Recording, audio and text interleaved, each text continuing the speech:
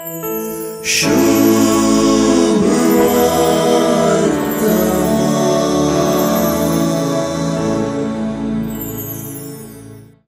मनीस पातक्यांक घेता आणि तांचे सांगाता जेवंकी जेवता म्हणल्या उतरांनी एक अयोग्यताय आसा.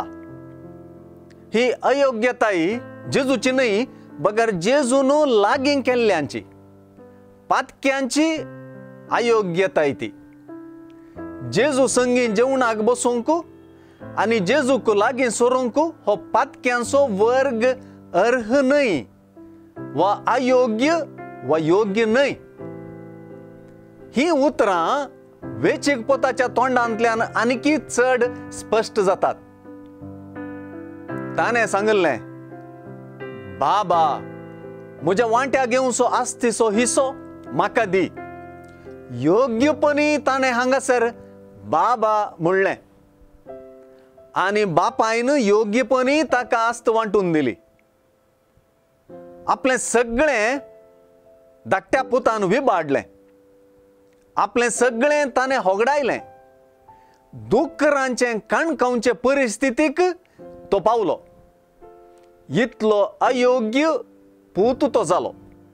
आतां तोच म्हणटा, म्हज्या बापायच्या घरांत कितलेशे सांबाळाचे मनीस धादोशी खावन जेवन आसात आनी हांव हांगा भुकेन मरतां. कितलो अयोग्य तो जालो.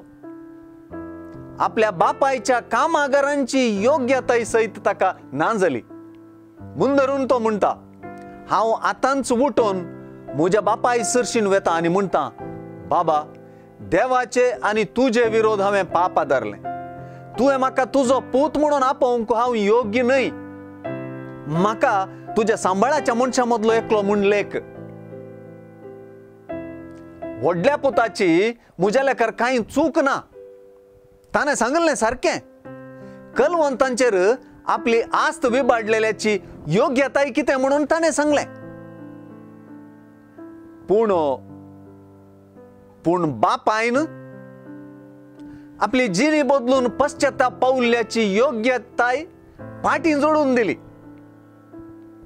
हो म्हजो पूत मोर्न पावल्लो, तो आतां जिवंत जाला.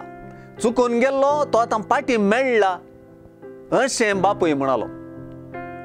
हो म्हजो पूत म्हणालो. फाटीं आयिल्ल्या पुताची योग्यताय बापायन फाटीं दिली. त्या फेस्ताच्या दाबाज्यांत योग्यताय परगटली.